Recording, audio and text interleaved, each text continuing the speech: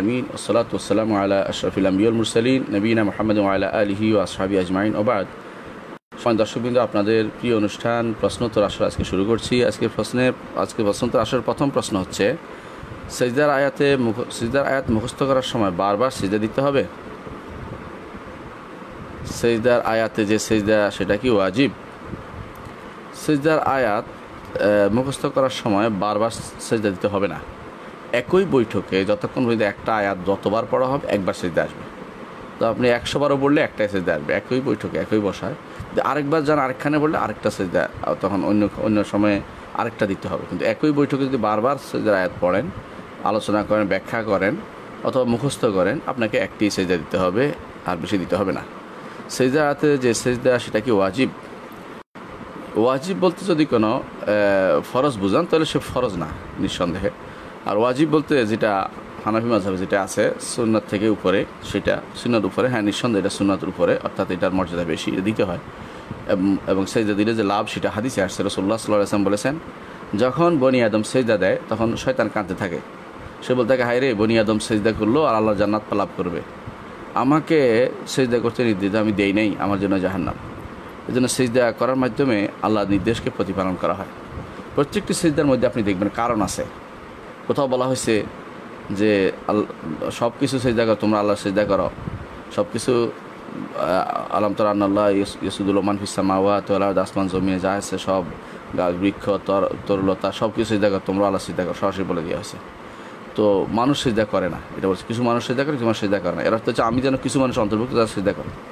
অন্য জায়গাতে ধরেন বলা হয়েছে যে তোমরা তার জন্য কি সেজদা করবে না, যে এই করেছে সেই করেছে, গোপন জিনিস বের করে দেয় আসমানের বইয়ে।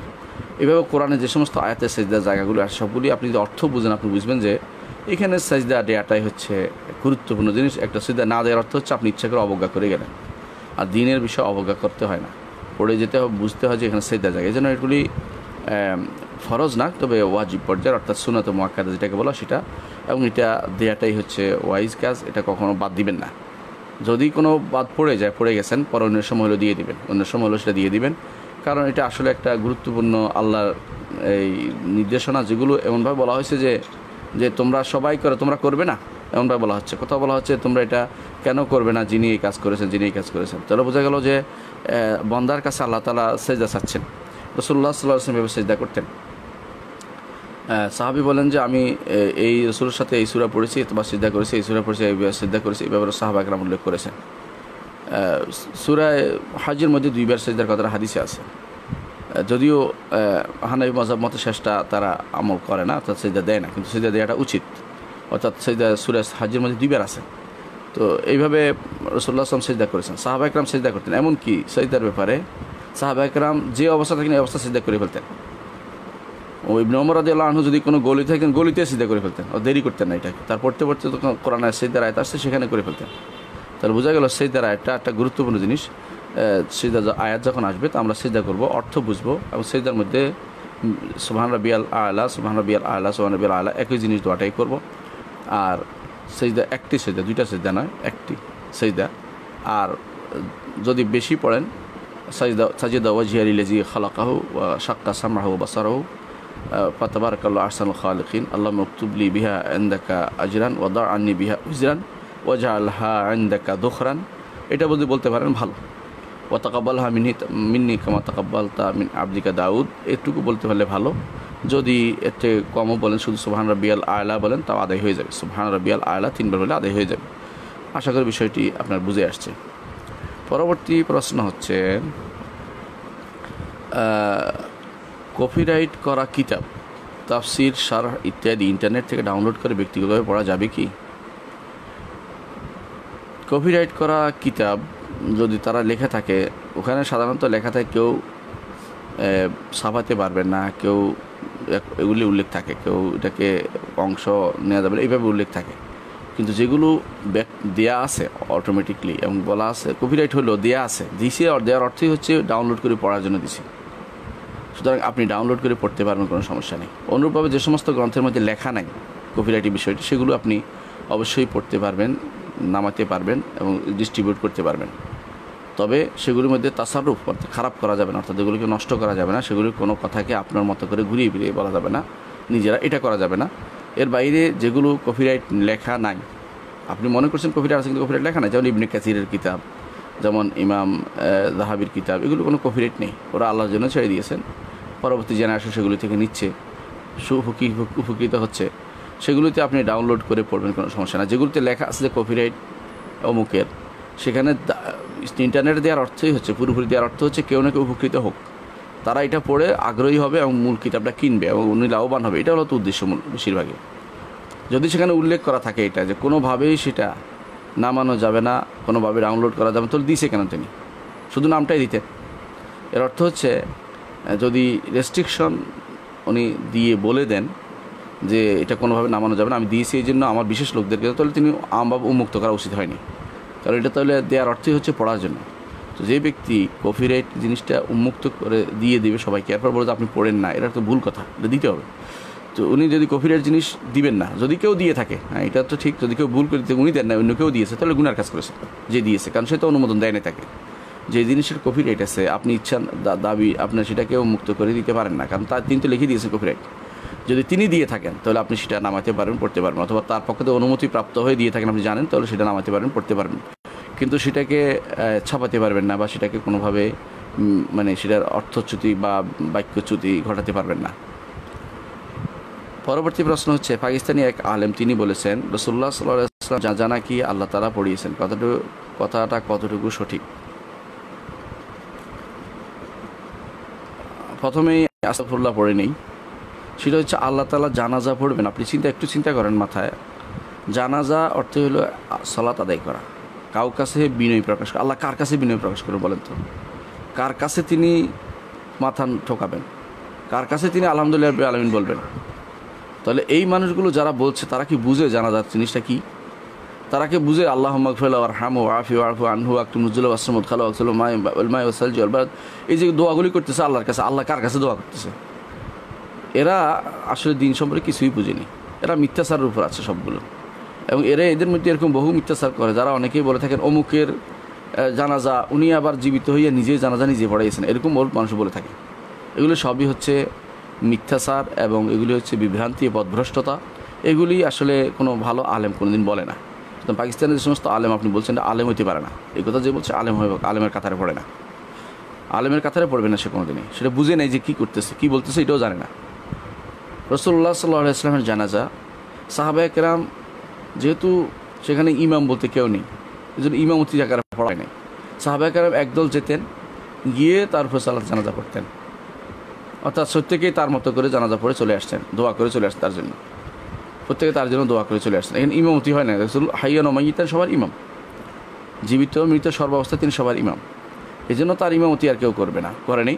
তো সেই জন্য তার জানাজা ভিন্নভাবে পড়ানো হয়নি। যারাই গেছেন আফওয়াজান গোষ্ঠী যুগে যারাই গেছেন তারা যাইয়া কয়েকজন সালাত আদায় করে চলে আসছেন, এইভাবে তার উপর জানাজা পড়া হয়েছে, কিন্তু ইমামতি হিসাবে তার জন্য জানাজা পড়া হয়নি, কারণ এটা রাসূলুল্লাহ সাল্লাল্লাহু আলাইহি ওয়াসাল্লাম তাদেরকে নির্দেশনা দেননি যে আমার মৃত্যুর পর অমুক আমার ইমামতি করবে, জানাজা দিবে, এটা বলা হয়নি। সুতরাং সেই হিসাবে তারা সেটাকে সেভাবে আমল করেছেন যে আমরা সবাই দোয়া করি রাসূলের জন্য এবং সাক্ষ্য দেই তার, তিনি যে আমাদের জন্য দিনকে রেখে গেছেন, আমাদের জন্য দিনকে প্রচার করেছেন, সেটা সাক্ষ্য তারা দিয়েছেন এবং এর মাধ্যমে তার জানাজা সম্পন্ন হয়েছে। এটাকে আল্লাহ পড়িয়েছেন, এই জাতীয় কথা বলাটা নাজায়েজ এবং এটা আসলে না বুঝে কথাবার্তা এবং হারাম কথাবার্তা, এবং এগুলির মাধ্যমে ধীরে ধীরে মানুষ শিরক এবং কুফরের দিকে চলে যায়। তারা জানেই না যে সালাত কী জন্য পড়া হচ্ছে এবং কার জন্য পড়া হচ্ছে, কীভাবে পড়া হবে সেটাও তারা জানে না, এবং কী চাওয়া হচ্ছে সালাতের ভিতরে এটাও হয়তো তাদের অনেকের জ্ঞান নেই। এই জন্য আমাদের এগুলি ভুল ছাড়া আর কিছুই নয়, এইগুলো বুঝে নিতে হবে যে এগুলি ভুল। যারা এই জাতীয় কথাবার্তা বলে তারা আসলে আলেমদের কাতারে পড়ে না। পরবর্তী প্রশ্ন হচ্ছে, ঘরের ভিতরে নামাজ পড়া অবস্থায় কেউ যদি বাইরে থেকে নক করেন তখন আমি ঘরে আছি এটা বোঝানোর জন্য নামাজের মধ্যে ইচ্ছা করে কাশি দিলে নামাজের কি কোনো ক্ষতি হবে?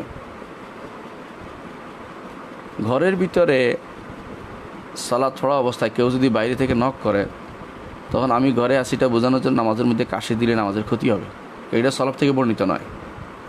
আপনি যদি হাতের কাছে থাকে দরজা, হাত দিয়ে খুলে ফেলতে পারবেন, এটা হাদিসে আছে যে সাহাবায়ে কেরাম উম্মাতুল মুমিনিন কেউ কেউ দরজা খুলতেন পড়ানো আসে, সুতরাং দরজা খোলাটা জায়েজ আছে। আপনি হেঁটে গিয়ে দরজা খুলে আবার দাঁড়াই যাবেন যদি কোনো আপনার বেশি হাঁটা না হয়, সমস্যা না হয়। আর যদি এমন হয় নক করলে নক করবে, আপনি কি করবেন? অপেক্ষা করবে। একজন মানুষ, শরীয়তে বিধান হচ্ছে একজন 3 বার নক করবে, 3 বার সালাম দিবে, সালাম দেওয়ার পরে অপেক্ষা করে চলে আসবে। তো বুঝতে হবে যে মানুষ হয়তো ব্যস্ত থাকতে পারে। আপনি জোরে বলতে পারেন, সর্বোচ্চ এটা আপনার তাকবির থাকলে তাকবির জোরে বলবেন, তাকবির থাকলে তাকবির জোরে বলবেন, যাতে সালাতে আসেন বুঝতে পারে। কিন্তু নতুন করে কাশি দেওয়ার অর্থ হচ্ছে এটা অতিরিক্ত কাজ করা, যেটা আপনি কাশিতে কত মানুষে কত রকমের দেয়, এটা তারা সালাতও বোঝা যাবে না, কিছুই বোঝা যাবে না, এর মধ্যে ক্ষতি হবে সালাতের। কারণ বাড়তি জিনিস করা হচ্ছে ইচ্ছাকৃত সালাতের বাইরে অন্য কাউকে হানাফি মাযহাবের মতে মাফহুমা, ইশারা মাফহুমা কিছু যদি দেওয়া হয়, অথবা যদি এমন কিছু দেওয়া হয় যেটা বোঝা যাচ্ছে যে সালাতের বাইরে যে অংশ, এটা সালাতের ভিতরের অংশ না, সেটা করা যাবে না। এই জন্য হানাফি মাযহাব মতে এটা বললাম এই জন্য যে এই মাযহাবে এটা আছে, এর অর্থ এইটাই বোঝাচ্ছে যে এমন কোনো কাজ করা যাবে না যেটা সালাতের অংশ নয়, সালাতের ভিতরের অংশ নয়। কাশি দেওয়া সালাতের অংশ নয়। হ্যাঁ, কাশি আপনার আসছে, আপনি দিতে পারেন, অথবা আপনি চেষ্টা করছেন, কাশি থামাতে পারছেন না, কাশি আপনি দিবেন। কিন্তু কাশি দিয়ে আপনি সালাত বুঝাবেন, এটা কিন্তু কোথাও কোনো ডিকশনারিতেও না। এটা কাশি দিয়ে কীভাবে সালাত বুঝায়? কাশি দিলে বুঝবে যে কাশি আছে, ওটা খোলে না কেন? আর দরজার জন্য ব্যস্ত হয়ে পড়বে, দরজা খোলে না কেন? আপনি কাশি দিবেন না, আপনি সালাতের রুকু তাসবিহ ইয়াগুলো যেগুলো আছে, তাকবীরগুলো আছে, এগুলো বড় করে দিবেন, বড় করে দিবেন। আর বড় সমস্যা দেখা দিলে আপনি তাসবিহ পড়বেন, যেহেতু হাদিসে আছে না বাসাই কোনো বিরাট বিপদ ঘটে গেলে তাসবিহ পড়তে সাহাবায়ে কেরাম, সালাতের মধ্যে কোনো কিছু ঘটলে সেটা আপনি তাসবিহ পড়তে পারতেন। কিন্তু তাকবীরগুলো বড় করে দিলেই বুঝতে পারো লোকটা সালাতের মধ্যে আছে। এই জন্য আমরা কাশি দিয়ে সালাত না বুঝাই, যে আমি সালাতে আসি না বুঝাই, কারণ কাশি দিলে সালাত বোঝা যায় না। আপনি কাশি না দিয়ে তাকবীরগুলো বড় বড় করে দিবেন, এর মধ্যে বোঝা যাবে। যখন আপনি রুকু সাজদা ইত্যাদি তাকবীরগুলো দিবেন, বড় বড় করে দিবেন, যাতে বুঝতে পারে যে সালাতের মধ্যে আসি, আমার ডিস্টার্ব করো না, সেজন্য অপেক্ষা করেন। এটুকু যথেষ্ট। কিন্তু এর বাইরে কাশি দিয়ে, অর্থাৎ কাশি আসলে দিবেন না, কিন্তু না আসলে কাশি দেওয়ার অর্থ হচ্ছে আপনি ইচ্ছা করে অতিরিক্ত কাজ করলেন, এটা সালাতের ক্ষতি হবে। সালাত ফাসাদ হবে কিনা এটা বিভিন্ন মত আছে। যদি ফাসাদ নাও হয় কারো মতে, কিন্তু এটা একটা সালাতের বড় ধরনের মনোযোগ বিনষ্টকারী এবং সালাতের সওয়াব কমিয়ে দিবে, এতে কোনো সন্দেহ নেই। আর কারো মতে এই যে তুই ইচ্ছাকৃত এমন কোনো কাজ করা যা মাফহুমা বোঝা যায় যে এটা দ্বারা সালাতের বাইরে জিনিস, তাহলে তার সালাত বাতিল হয়ে যাবে, যেমন এটা হানাফি মাযহাবের কোনো ইমামের মত আছে এটাতে। পরবর্তী প্রশ্ন হচ্ছে, কোনো ব্যক্তি যদি কোনো মনে করে দাজ্জাল একটা সভ্যতা, তার হুকুম কি? যে ব্যক্তি মনে করবে দাজ্জাল সভ্যতার নাম, অথবা যে ব্যক্তি মনে করবে দাজ্জাল কোনো দেশের টাকার নাম, যেমন কেউ মনে করে থাকে যে ডলার হচ্ছে দাজ্জাল, কারণ ডলারের মধ্যে একটা চোখ আছে ওনারা দেখে। কেউ মনে করে থাকে কোনো দেশের বাহিনীর নাম, বিশেষ বাহিনীর নাম, কারণ আরব দেশের এক পুলিশ বাহিনীর একটা চোখ দেখানো হয়, এটা দেখে দাজ্জালের এক চোখ, এটা হচ্ছে মানে সবই হচ্ছে বিভ্রান্তি, পথভ্রষ্টতা। এগুলো সবই পথভ্রষ্টতা। দাজ্জাল কোনো সভ্যতার নাম নয়, কোনো ডলারের নাম নয়, কোনো ব্যক্তি বিশেষের নাম নয়, কোনো বাহিনীর নাম নয়। দাজ্জাল এমন জিনিস যা সাহাবায়ে কেরাম যখন রাসূলুল্লাহ সাল্লাল্লাহু আলাইহি ওয়াসাল্লাম আলোচনা করতেন, সাহাবায়ে কেরাম মনে করতেন এই বুঝিয়ে আসলো। আয়েশা রাদিয়াল্লাহু আনহা একদিন বলতেছেন, ইয়া রাসূলুল্লাহ আমি শুধু কাঁদছি। বলে কেন কাঁদতেছ? বলে কাঁদছি এই জন্য দাজ্জালের কথা স্মরণ করে। রাসূলুল্লাহ সাল্লাল্লাহু আলাইহি ওয়াসাল্লাম বললেন, যদি দাজ্জাল এসেই যায় আমি থাকা অবস্থায়, তো আমি তার বিরুদ্ধে দাঁড়াবো, আর যদি না আসে আমার ঈমানদারদের তা দেখবে তারা। তোমাদেরকে বলে রাখি, দাজ্জালের দুটি চোখের মধ্যে একটি হবে মুছে আছে, অর্থাৎ এটা নাই এরকম অবস্থা, আরেকটি হবে কান্না আইনা বাতুন তফিয়া, এটা যেন পচা আঙ্গুরের মতো, ফুলা আঙ্গুরের মতো। ফুলা আঙ্গুর যে ফুলে গেলে যেরকম হয়, এরকম ঘোলাটে হয়, সেরকম ঘোলাটে হবে। এটা হচ্ছে দাজ্জালের পরিচয়। দাজ্জালের পরিচয় দিয়েছেন রাসূলুল্লাহ সাল্লাল্লাহু আলাইহি ওয়াসাল্লাম, বলেছেন যে দাজ্জাল ইহুদে ইস্পাহানের ইহুদি থেকে হবে। ইরানের ইস্পাহান নামক যে এলাকায় ইহুদি আছে, এদের বর্তমান তারা 70,000, তার চেয়ে একটু বেশি। কোনো সাইয়াতে বর্ণনাতে আসছে, এখন তারা হিসাব করে যারা আদমশুমারিতে আসছে, এরা তো তাদের সংখ্যা পরিপূর্ণ হতে চলেছে। এরা তাইলাসান মাথায় নিয়ে, ক্যাপ নিয়ে, মাথায় যে সমস্ত ক্যাপ আছে সেগুলো নিয়ে তারা বের হবে, মাথা ঢাকা অবস্থায়, যেটাকে আমরা ক্যাপ বলি, বা ইউরোপিয়ানদের যেটা এক চিহ্ন হিসেবে তারা ব্যবহার করে থাকে। তো এগুলি নিয়ে তারা বের হবে, 70,000 অনুসারী হবে তার, সারা দুনিয়া ভ্রমণ করবে, কথা বলবে, তার সাথে জান্নাত জাহান্নামের বিষয়টা থাকবে, তার জান্নাত হবে জাহান্নাম, জাহান্নাম হবে জান্নাত। হাদিসে বলা আছে সারা দুনিয়া সফর করবে। এর মাধ্যমে যারা এগুলো সভ্যতা বলছে তারা কতটুকু বিভ্রান্তির মধ্যে আছে তার কোনো হিসাব নেই। দাজ্জাল সম্পর্কে বলা হয়েছে দাজ্জাল যে তাকে মারার জন্য ঈসা আলাইহিস সালাতু ওয়াস সালাম নাজিল হবেন, এবং তিনি নাজিল হবেন কোথায়? এই দামেস্কের মানারাতুল বাইদা সাদা একটি মিনারের মধ্যে তিনি সেখান থেকে দুই ফেরেশতার কাঁধে হাত দিয়ে তিনি নাজিল হবেন আকাশ থেকে। তিনি আকাশে আছেন, এখন জীবিত আছেন।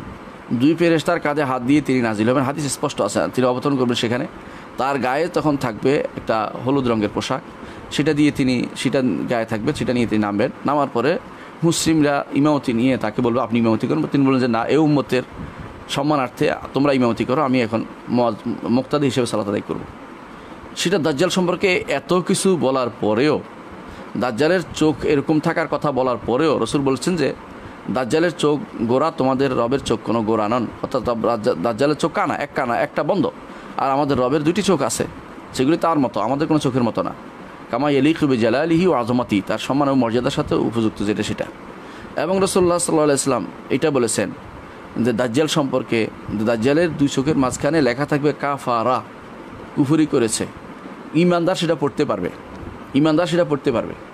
এবং দাজ্জাল মদিনায় ঢুকতে চাইবে, ঢুকতে পারবে না। এক লোককে বলবে যে তোমাকে আমি মেয়েরে যদি জীবিত করি তাহলে কি তুই ইমান আনবে? তখন সে আগে তার পিতা মাতাকে জীবিত করে দেখাবে, তার পিতা শয়তান দুইটাকে একটা পিতা একটা মাতা বানাবে। তারা বলবে যে হ্যাঁ বাবা এই ইমান, এর ইপর ইমান আনো, ইত্যাদি ইত্যাদি। সে বলবে যে আমার এখন আরও মজবুত হয়েছে, দৃঢ় হয়েছে যে তুমি শয়তান, তুমি দাজ্জাল। তারপর তাকে হত্যা করা হবে, বলো যে হত্যা করে দিয়েছি, হত্যা করবে। সে আবার জীবিত করলে বলো যে এখন তুমি কি ইমান আনবে যে আমি তোমার রব? বলে যে না, এখন আমার ইমান আরও মজবুত হয়েছে, তুমি আসলে শয়তান দাজ্জাল। এত কিছু বলার পরে প্রত্যেকটি কথা আছে, কাজ আছে, ইমানদাররা যুদ্ধ করবে তাদের সাথে। এবং ঈসা আলাইহিস সালাম তাকে একটি নিক্ষেপণ যন্ত্র, যেটা হারবা বলা হয়েছে, দূর নিক্ষেপ যেটাকে বলা হয় বর্তমানে, যেটা বলতে পারেন যেটা দূর থেকে অস্ত্র দিয়ে যেটা মারা হয়, বা গুলি দূর থেকে যেটা ক্ষেপণাস্ত্র জাতীয় জিনিস, সেটা দিয়ে মারার পরে সে মারা পড়বে। এবং তারপরে মানুষ বুঝতে পারবে যে আসলে দাজ্জাল মারা গেছে। এত কিছু বলার পরে কেউ যদি বলে যে সভ্যতার নাম, কেউ যদি বলে যে ডলারের নাম, কেউ যদি বলে যে কোনো বাহিনীর নাম, এই জাতীয় জিনিস বলে, তার অর্থ আসলে সে না কোরআনে বিশ্বাস করে, না হাদিসে বিশ্বাস করছে, না রাসূলুল্লাহ সাল্লাল্লাহু আলাইহি ওয়াসাল্লাম বাণীতে বিশ্বাস করছে, তার মতো করে অপব্যাখ্যা করে যাচ্ছে। এরা বাংলাদেশে কম নয়, এরা বাংলাদেশে বর্তমানে বেড়ে যাচ্ছে, এবং বিভিন্ন ছত্র ছায়া বিভিন্নভাবে তারা বেড়ে যাচ্ছে। এবং তারা যতগুলি বলছে সবই হচ্ছে মিথ্যাচার।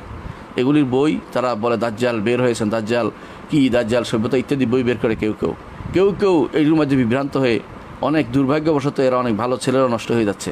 আসলে দাজ্জাল কি এটা পড়ুন, বুখারী মুসলিমের হাদিসগুলো পড়ুন, এবং ইমাম পড়ুন ইউসুফ আল ওয়াবিল আরবি বই যদি পড়তে পারেন সেখানে পড়ুন, আশরাতুস সাআ, কিয়ামতের আলামত, অথবা দাজ্জাল সম্পর্কে আমাদের বইটা যে আর উসুলুল ঈমান বইটার মধ্যে আছে, আমরা আলোচনা করেছি, সেখানে পড়ুন। অথবা দাজ্জাল আলোচনা কোরআনের তাফসিরগুলোতে পড়ুন, বাংলা অনুবাদ যেগুলো হয়েছে। দাজ্জাল আলোচনা পাবেন আপনি ইবনে কাসিরে, আমাদের গ্রন্থও পাবেন দাজ্জাল আলোচনা। যদি পান, এই সেগুলি আপনি পড়ে নেন, সেগুলি যে আপনি পড়তে পারেন, আপনি বিশ্বাস করেন, আপনার কাছে দৃঢ় হবে যে এরা যা বলতেছে মিথ্যাচার করতেছে। এই জন্য দাজ্জাল কোনো সভ্যতার নাম নয়। দাজ্জাল বলে সভ্যতা যারা বলছে, বা দাজ্জাল বলে যারা ইউরোপিয়ান সভ্যতাকে মনে করছে, দাজ্জাল বলে কেউ মনে করছে কোনো বাহিনীর নাম, টাকার নাম, পয়সার নাম, অথবা কোনো ডলারের নাম, এগুলো সবই হচ্ছে বিভ্রান্তি, পথভ্রষ্টতা। এগুলি থেকে আমরা দূরে থাকি। এবং না, যারা বেশিরভাগে তারা দেখুন, যারা এগুলি বলে বেশিরভাগই হচ্ছে দাজ্জাল টাইপের মানুষ। এরাই দাজ্জাল টাইপের মানুষ, এরাই নিজেরা দাজ্জাল হয়ে যাচ্ছে ধীরে ধীরে। এরা কেউ দেখবেন যে সিগারেট ফোঁকে আর বলে দাজ্জালের দাবি করে, ইনি মাহাদি হয়ে গেছেন। সিগারেট ফোঁকার মানুষটা, যে তার চলন ফেরন সবই হচ্ছে দাজ্জালদের মতো, তার অনুসারীরা হচ্ছে দাজ্জালদের মতো, মানুষকে হত্যা করে, ঘর থেকে মেয়েদেরকে বের করে নিয়ে আসে। এরা সালাত আদায় করে দেখানোর জন্য ট্রেনিং করে সালাত দিয়ে। এই জাতীয় মানুষগুলো দাজ্জালকে এইভাবে তারা চিত্রায়িত করে মানুষের কাছে উঠাই ধরে। আপনারা দেখবেন সেগুলো, তাদেরকে আমরা নাম বলার দরকার, আপনারা বুঝতে পারছেন। এরা সবই দাজ্জালিফানা তৈরি করছে, মুসলিম উম্মাহকে বিভক্ত করার জন্য, মুসলিমদেরকে বিভিন্নভাবে বিভক্ত করার জন্য ইউরোপিয়ানদের টার্গেট তারা কাজে লাগাচ্ছে, এবং কাফেরদের পলিসি তারা কাজ করছে, তাদের দেখা তারা পয়সা প্রাপ্ত। কোথায় তারা এগুলি করে? শয়তানি ছাড়া আর কিছুই নয়। কোরআন এবং সুন্নাহর বাইরে অন্য কিছু বিশ্বাস করাই হচ্ছে শয়তানি জিনিস। মনে রাখবেন, এরা বেশিরভাগই হচ্ছে জাহেল টাইপের, এর কোনো আলেমে তাদের সাথে নেই, তাদের মধ্যে সব এসে যায়। তারা আলেমদের বিরোধিতা করে, আলেমদের অবমাননা কোনো কিছু পাইলে তারা সেটা করার জন্য প্রয়োজনে কাটাকাটি করবে, প্রয়োজনে 10টা ভিডিও কাটে একটা বানাবে আলেমদের অপমান করার জন্য। এরা সবই হচ্ছে আলেম বিদ্বেষী। আর রাসূলুল্লাহ সাল্লাল্লাহু আলাইহি ওয়াসাল্লাম বলছেন, দুনিয়া মালউনা ওয়া মালউনা মা ফিহা ইল্লা আলিমুন আও মুতাআল্লিমুন। আলেম কোরআনে হাদিসের জ্ঞানী যিনি, কোরআন হাদিস বুঝে যিনি, আর এই পড়ে বুঝতে পারে যিনি, দিনের জ্ঞান যার মধ্যে আছে সে, এবং মুতাআল্লিমদের ছাত্র এই ব্যতীত, এবং যারা এই আজকে এদের নিয়ে আলোচনা করে এরা ব্যতীত সবই মালাউন। আজকে নিয়ে আলোচনা তার সবই মালাউন, অভিশপ্ত সবই। রাসূল সেটা বলেছেন। সুতরাং এর অর্থ হচ্ছে যে এরা সবই অভিশপ্ত, এরা দাজ্জাল টাইপের মানুষ, নিজেরা দাজ্জাল নিজেরা বানায়, নিজেরা দাজ্জালপনা করে। এদের থেকে আমাদের দূরে থাকতে হবে, মানুষের সাবধান করতে হবে। আল্লাহ আমাদের বুঝার তৌফিক দান করুন। পরবর্তী প্রশ্ন হচ্ছে, শায়খ জান্নাতে অনন্তকাল ধরে কি কি ঘটতে থাকবে? মানে কোনো উদ্দেশ্য কি থাকবে, যেমন বাচ্চা কাচ্চা, সংসার? সুবহানাল্লাহ, মানুষ তার বিবেক অনুসারে সব কিছু বিবেকের উপর সব কিছু বিচার করে। আপনার যতটুকু পেয়েছে অতটুকু আপনি চিন্তা ভাবনা করবেন। আমি একজন মানুষকে পেয়েছি, তিনি মক্কাতে একবার আমার বন্ধুর বাসায় গিয়েছিলাম। তো আমার বন্ধু তার ভগ্নিপতিকে নিয়ে আসছে আমাদের সাথে পরিচয় করে দিতে। তার ভগ্নিপতি আমাদের কাছে এসে বসে বসে শুধু তিনি বাজ পাখির আলোচনা করতেছে, যে মুখের এত বড় বাজ, মুখের এত। আমাদের সাথে এটা মজাই লাগতেছে, কারণ আমরা তো এটা বুঝি না। উনি যেহেতু বাজ পাখি শিকার করে, বাজ পাখির পাশে দৌড়ান, উনি সারাক্ষণ ওইটার মাথার ভিতরে আছে, ওইটাই শুধু প্রচার করেন।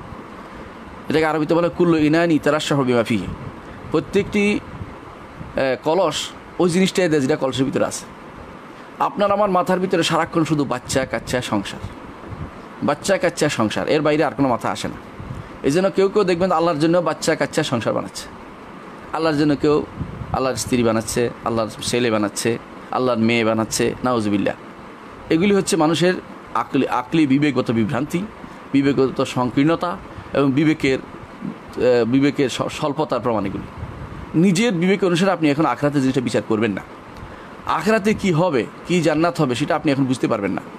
আপনি একটু চিন্তা করেন, একজন মানুষ 60 হাত হয়ে জান্নাতে প্রবেশ করবে, 60 হাত হয়ে। কোনো বর্ণায় আসছে 7 গজ পুরু হবে, মোটা হবে, এবং তারা হবে জান্নাতে, এমন এক জান্নাতে যে জান্নাত পৃথিবীর মতো 10টি। যে ব্যক্তি সর্বশেষ জান্নাতে যাবে তার জন্য পৃথিবীর মতো 10টি, এত বড় জান্নাত। এখন হয়তো দুনিয়াতে বলতেছে এটা কী করবো আমি, তখন আপনার প্রয়োজন হবে যে বিরাট জিনিস, আলহামদুলিল্লাহ শান্তি পাচ্ছি আমি। দুনিয়ার বুকে মানুষ কেউ বলে না, তাকে যদি কোনো দেওয়া হয় যে ঢাকা শহরটা আপনাকে দিয়ে, সে বলবে যে সিটাং শহরটা দেওয়া হোক। সে বলবে না যে না আমার শেষ হয়ে গেছে, আমার আর লাগবে না, এটা বলে না। তাকে সারা বাংলাদেশের রাজনীতি, সে বলে ভারতের রাজত্ব দেওয়া হোক। তাকে যদি কোনো ভারতে দেওয়া হয়, বলবে পাকিস্তানেরও দেওয়া হোক। সে কোনোদিন কম চায় না। এই যে রাজারা সবসময় যুদ্ধই করতো। কেন? আরও বাড়ানো দরকার। কবরে যাওয়ার সময় 3.5 হাতের বেশি নেয়নি, কিন্তু সে আগ পর্যন্ত দুনিয়াতে তার লোভ লালসা কিন্তু কখনো থেমে থাকেনি। হানাহানি মারামারি মানুষের বন্ধ থাকে না। মানুষ গ্রামের বাড়িতে দেখেন আইল কাটতে আরেকজনের জমির অর্ধেক দখল করে নিয়ে গেছে। মরার সময় কিন্তু কোনোটাই কাজে লাগে না, এগুলি রেখে চলে গেছে। সন্তানরা এই হারাম খাচ্ছে এবং তার কবরে সে যার শাস্তি পৌঁছছে। এই কাজগুলো যখন মানুষ করে, তখন চিন্তা করে না যে আমি কী জন্য করতেছি। তার মধ্যে এই যে বাড়ানোর প্রবণতা, এটা মানুষের মধ্যে রয়েই গেছে। সুতরাং একজন মানুষ জান্নাতে যাবে, তার সন্ততি যদি তার প্রয়োজন, আল্লাহ ব্যবস্থা করে দেবেন সেটা। আল্লাহ তাআলা কাউকে অপূর্ণ রাখবেন না। জান্নাতে গেলে আপনি যা চাইবেন তা পাবেন, এটা বিশ্বাস করেন আপনি আগে, যা চাইবেন। কিন্তু জান্নাত থেকে অন্য কোথাও যাইতে চাইবে না, এটা আল্লাহ বলে দিয়েছেন। খালিদিনা ফিহা লা ইয়াবগুনা আনহা হিওয়ালা। সেখানে তার চিরস্থায়ী হবে, এখান থেকে অন্য কোথাও যেতে চাইবে না। দুনিয়ার বুকে আপনার হাওয়া বদলের দরকার হয়, সেই জান্নাতে হাওয়া বদলের ব্যবস্থা থাকবে আপনার। সেখানে একঘেয়েমি থাকবে না। জুমার দিনে বাজার হবে, সেই বাজারে পুরুষরা যাবে, যাইলে সেখানে তাদের সৌন্দর্য আরও বর্ধিত হবে। আসার পরে নারীরা বলবে তোমরা তো আরও সুন্দর হয়ে গেছো, আর আল্লাহ তাআলা তাদের চোখে নারীদেরকে সুন্দর করে দেবেন, আর পুরুষরা বলবে তোমরাও তো অনেক সুন্দর হয়ে গেছো দেখছি। সেরকম অবস্থা থাকবে। সেই বাজারে কোনো সখাব হবে না, চিল্লি হবে না, মারামারি হবে না। পরস্পর ইখওয়ান আলা সুরুরি মুতাকাবিলিন, পরস্পর সামনে বসে একে অপরে আনন্দ করবে। এবং সেখানে তারা আল্লাহ তাআলার সেই বাজারে আল্লাহ তাআলার পক্ষ থেকে যে যা দেখানো তা দেখাবেন, যেটা যা করা সেটা করবেন, তারপর ফিরে আসবেন তারা ঘরে। ঠিক আপনার হাওয়া বদলের জায়গা দরকার। পৃথিবীর মতো 10টা পৃথিবী আছে আপনার, ছোট যে একবার সর্বশেষ জান্নাতে যাবে। আপনি হাওয়া বদলের জন্য আরেক পৃথিবী যাবেন, জায়গা তো কতগুলি আছে, 10টা। সুতরাং সেটাই আপনি যাবেন, আপনার হাওয়া বদলের কোনো অসুবিধা হবে না। দুনিয়ার মানুষ কী না চায়, যা চায় তা পাবেন। লাকুম ফিহা মা তাশতাহি আনফুসুকুম ওয়া লাকুম ফিহা মা তাদউন। জান্নাতে তোমরা যা মন চাইবে তা পাবে, এবং যা দাবি করে নেবে তাও পাবে। অর্থাৎ মন চাও আরেকটু, আমার এটা চাই, সব চলে আসবে সেটা সামনে, সেটা আপনার জন্য প্রস্তুত হয়ে যাবে। আপনি চাইবেন যে আপনার নদীটা আপনার বাড়ির সামনে দিয়ে যাক, অথবা বলবেন যে আমার জান্নাতের নিচ দিয়ে নদীটা দেখো, আমি দেখবো উপর থেকে, আয়নার মতো হোক, যেটা চাইবেন সেটা হয়ে যাবে। সেরকম জান্নাত আপনার দরকার। সেই জান্নাতে আপনি যদি চান যে আমার এই নারী এত এত ভালো হোক, সেই ভালো হয়ে যাবে, আমার এত এত খাদেম থাকুক সেটাই হবে, আমার এই জমি থাকুক সেটা হবে। এমনকি এক সাহাবী রাসূলুল্লাহ সাল্লাল্লাহু আলাইহি ওয়াসাল্লামকে বলেন, ইয়ার জান্নাতে খেত খামার করা যাবে কিনা? রাসূলুল্লাহ সাল্লাল্লাহু আলাইহি ওয়াসাল্লাম বললেন যে আনসার তো মহব্বত করে খেত খামারকে, সেখানে সেটার ব্যবস্থা থাকবে, কেউ যা চাইলে তা দিবে, সেটা আল্লাহর ব্যবস্থাপনা করবে, কষ্টের কিছু হবে না, সেটা চাইলে অটোমেটিক হয়ে যাবে, আনন্দ পাবে সে চাওয়া কষ্ট করে ফলাতে হবে না, যে আমি এটা কষ্ট দুনিয়াতে করে আসছে সে। তিলকাল জান্নাতুল্লাতী উরিসতুমুহা বিমা কুনতুম তা'মালুন, এই জান্নাতের ওয়ারিস তোমাদেরকে করা হচ্ছে কারণ তোমরা আমল করতে, কাজ করতে, কষ্ট করে আসছো। ইয়া আইয়ুহাল ইনসান ইন্নাকা কাদহুন ইলা রাব্বিকা কাদহান ফামুলাকি, হে মানুষ তুমি কষ্ট করতে করতে করতে আল্লাহর কাছে সাক্ষাৎ করতে আসছো, এখন তোমার সমস্যা নেই, এখন তুমি কষ্ট করবে না, এখন তুমি আনন্দ উপভোগ করবে। শুধু আনন্দ, যে আনন্দ এমন নয় যে আনন্দ দেখতে দেখতে অনেক সময় মানুষ এই আনন্দ আর ভালো লাগে না, এটা নয়, নতুনত্ব করে দেবেন আল্লাহ তাআলা প্রত্যেকটা জিনিসকে। তার চোখে সেটার আনন্দ কোনোদিন বন্ধ হবে না, সেটা অনাবিল আনন্দ, যে আনন্দ কোনোদিন নিঃশেষ হবে না। শুধু আপনার জন্য কখনো মনে করার কোনো কারণ নাই অনকাল ধরে আমি কী করব, কী করবেন। আপনি যদি কোনো জান্নাতের ইয়াগুলি পড়েন, জান্নাতে কী থাকবে, আপনি যা মনে চাইবে তা তো পাবেনই। কোরআনে কারিমে রাসূলুল্লাহ হাদিসে উল্লেখ করা হয়েছে সেগুলো বিস্তারিত। জান্নাতে আপনার জন্য খাদেম থাকবে, ফরাশ থাকবে, ঘর থাকবে, বাড়ি থাকবে, নদী থাকবে, নাহার থাকবে, নালা থাকবে, আপনার জন্য খাদেম থাকবে, আপনার জন্য জান্নাতে আপনি যা চাইবেন সেটাই পাবেন। কি আপনি উল্লেখ করবেন? আল্লাহ তাআলা কোরআনে কারীম বলেছেন, ফালা তা'লামু নাফসুম মা উখফিয়া লাহুম মিন কুররাতি আয়ুন জাযাআন বিমা কানু ইয়ামালুন। কোনো মানুষ জানে না তাদের জন্য গোপনে কী জিনিস রাখা হয়েছে জান্নাতে। গোপনে কেন বলা হয়েছে? হাসান বসরি রহমতুল্লাহ আলাইহি বলেন, গোপনে এই জন্য বলা হয়েছে, জান্নাত তারাই তো যাবে যারা ইখলাস আছে। ইখলাস তো ওই ব্যক্তি বোঝে যে গোপনে আমল করে, রাতের অন্ধকারে কেউ দেখেনি, চুরি করে আমল করছে, স্ত্রীও জানেনি। স্বল্প সালানি এমন মানুষও ছিলেন যারা আমল করতেন, স্ত্রী 30 বছর বুঝতে পারেনি তার স্ত্রী যে সে তাহাজ্জুদ পড়ে, আর আমরা সেটাকে প্রচার করে বেড়াই, অমুক তাহাজ্জুদ গুজার, অমুক এইটা রাতের বেলা দেখছি তাহাজ্জুদের সময় এটা করছে, ইত্যাদি ইত্যাদি। আমরা তাহাজ্জুদ পড়ি বলে বেড়াইলে তো এটা আপনি বলেই দিলেন, মানুষের জেনে গেল, আপনি আল্লাহর কাছে আর কী পাবেন? এমন কিছু আমল রাখতে হবে গোপন করে, যেটা আল্লাহ গোপন জিনিসটা পান। আল্লাহ গোপন করে রেখেছে, আপনাকে গোপনভাবে দিবে। যেটা আপনি আল্লাহর জন্য একান্তভাবে করছেন, এটার বিনিময়ে দিবে জান্নাত বিমা কানু ইয়ামালুন। আর যেটা মানুষের জন্য করেছেন, দেখানোর জন্য, হজ, ওমরা অথবা কোরবানি, মানুষ বড় গরুটা, এগুলি দুনিয়া দেখানো হয়ে যাবে, এগুলি আখিরাতে তার জন্য কিছুই থাকবে না। এটা রাসূলুল্লাহ সাল্লাল্লাহু আলাইহি ওয়াসাল্লাম হাদিস দিয়ে প্রমাণিত হয়েছে। সুতরাং জান্নাতে অনন্তকাল ধরে আপনি কি থাকবে, শুধু কি থাকবে না সেটা আপনি বলেন, সবই থাকবে, আপনি যা চাইবেন তা সবই পাবেন। তবে সেখানে অন্তরে কোনো হারাম জিনিস দিতে হবে না। দুনিয়ার বুকে আপনার কাছে হারামটা ভালো লাগে, হালাল বাদ দিয়ে। অনেক মানুষ আছে ঘরের এসি রেখে বাইরে যেতে ভালো লাগে, অনেক মানুষ আছে পানীয় ভালো না খাইতে পচাটা খাইতে ভালো লাগে, অনেক মানুষ আছে দুর্গন্ধটা ভালো লাগে, অনেক মানুষ আছে মিথ্যা কথা বলতে ভালো লাগে। এগুলি থাকবে না।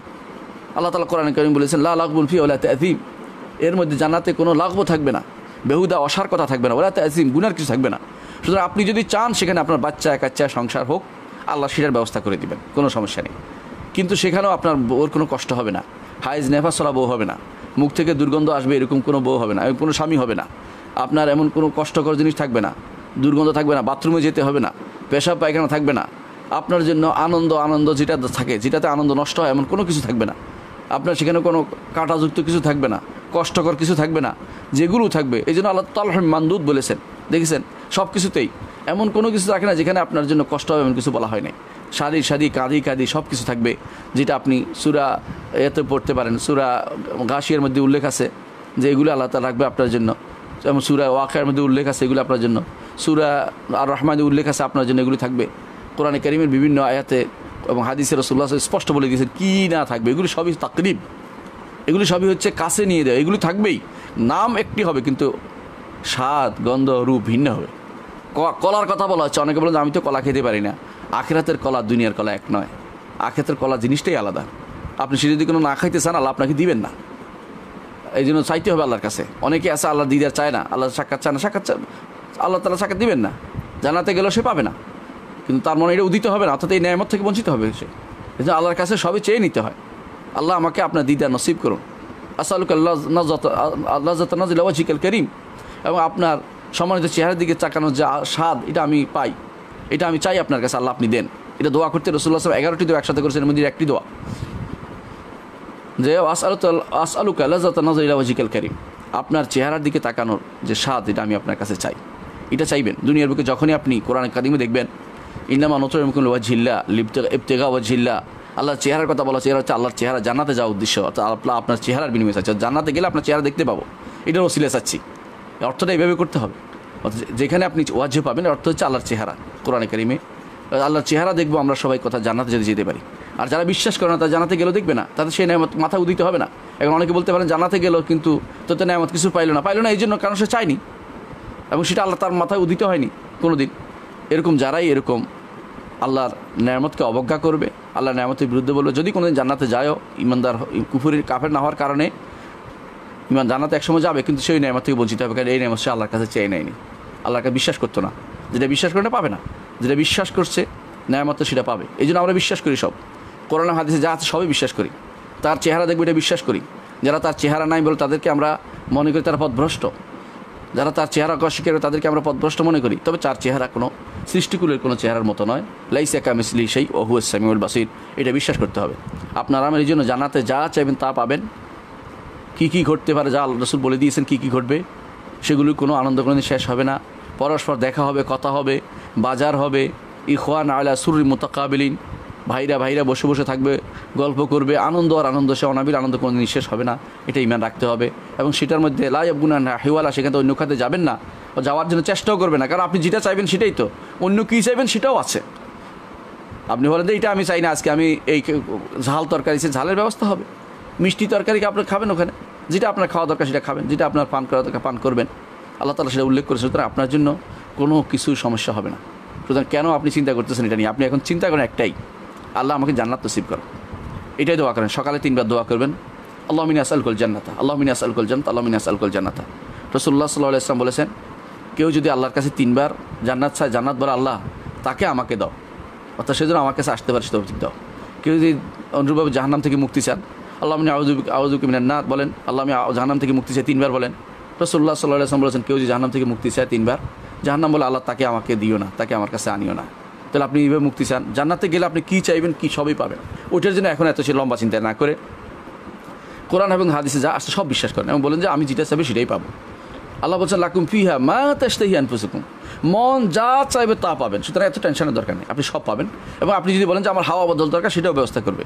যদি বলেন আমি এই বাড়ি চাই না আরেক বাড়ি চাই, ওইটাও ব্যবস্থা করবে। বাড়ি নয়, পুরো আরেক জান্নাত দিবে, আরেক পৃথিবী আপনাকে দিবে। এত বড় পৃথিবী, যদি উড়তে চাই উড়তে দিয়ে ওখানে চলে যাবেন। কোনো গাছের নিচ দিয়ে 100 বছর আপনি চলতে পারবেন। সেটা এখন জান্নাতের সেই জিনিসগুলো দুনিয়াতে কেউ পরিপূর্ণভাবে ধারণ করতে পারবে না। যেগুলি বলা হয়েছে এগুলি বিশ্বাস করুন, এগুলির মধ্যে চলতে থাকুন। আল্লাহ আমাদেরকে বোঝার তৌফিক দান করুন। পরে বলছেন, আপনি মানে তাদের কি পিছনে কোনো কথা কি মনে থাকবে? এতদিন বা 1000 বছর পার করে আসলাম, এমন কিছু আল্লাহ যাদেরকে যেটা মনে করে এটা মনে করিয়ে দেবেন। এগুলি এটার মধ্যে আপনি যেটা বলতেছেন, হ্যাঁ যাদের মনে করবে সে মনে করবেন। এমন কি স্ত্রী পুত্রের কথা মনে হবে, তাদের বাচ্চা কাছে মনে হবে, তারা আল্লাহ তাআলা তাদের থাকার ব্যবস্থা করে দেবেন একই কাছাকাছি।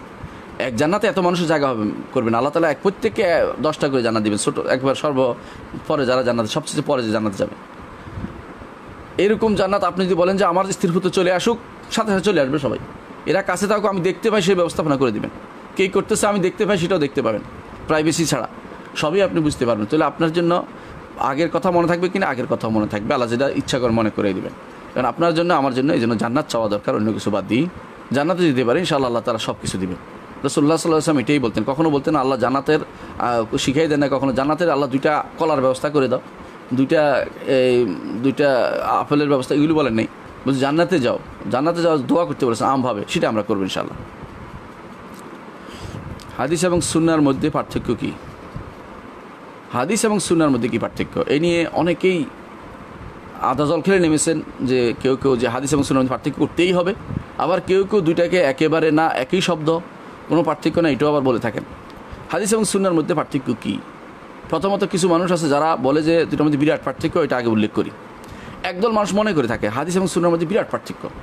হাদিস হচ্ছে রাসূলের বাণী, আর সুন্নাহ হচ্ছে যেগুলো আমলি, যেগুলো আমল করা যায়, আর বা যেগুলো আমল করা যায় না এগুলো হাদিস হিসেবে থাকবে। এই জাতীয় ব্যাখ্যা আমাদের সালফে সালেহিন কখনো করেন নাই। এগুলি পরবর্তী লোকেরা কেউ করেছে, কেউ করেছে, আগে কেউ করলেন। সালাফরা কোনোদিন এটা করতেন না। তারা হাদিস বলতে সুন্নাহ বলতেন, সুন্নাহ বলতে হাদিস বলতেন, হাদিস বুঝতেন। আপনি এই জন্য দেখবেন সুনানের কিতাব সমূহ আছে, কিতাব সুনান ইবনে মাজাহ, সুনান তিরমিজি, সুন্নাহর কিতাব, এগুলো সুন্নাহ। সুনান ইবনে মাজাহ, সুনান তিরমিজি, সুনান ইমাম আহমদ ইবনে হাম্বল, সুনান আব্দুল্লাহ ইবনে আহমদ ইবনে হাম্বল, সুনান ইবনে আবি আসম, সুন্না লি আবি দাউদ, সুন্না লি আবি দাউদ, সুন্না নামে মানে শত কিতাব আছে, ছোটো ছোটো মিলিয়ে বিভিন্ন আকিদের কিতাবও সুন্না লেখা হয়েছে।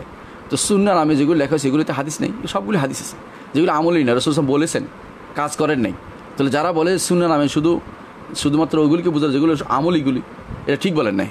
কারণ সুন্না নামে কিতাব লেখা হয়েছে, এগুলিতে হাদিসও আছে, কথাও আছে, আমলিও আছে, যেগুলো রসুল কোনোদিন আমল করে না সেগুলিও আছে। রাসূলুল্লাহ সাল্লাল্লাহু আলাইহি ওয়াসাল্লাম বলেছেন যে ব্যক্তি জিজ্ঞাসা করেছিল যে আমরা যে অল্প পানি নিয়ে যাই, আমরা যদি কোনো সমুদ্রে যাই, সেই সমুদ্রের পানি দিয়ে ওযু করতে পারবো কি না? রাসূল কি বলেছেন?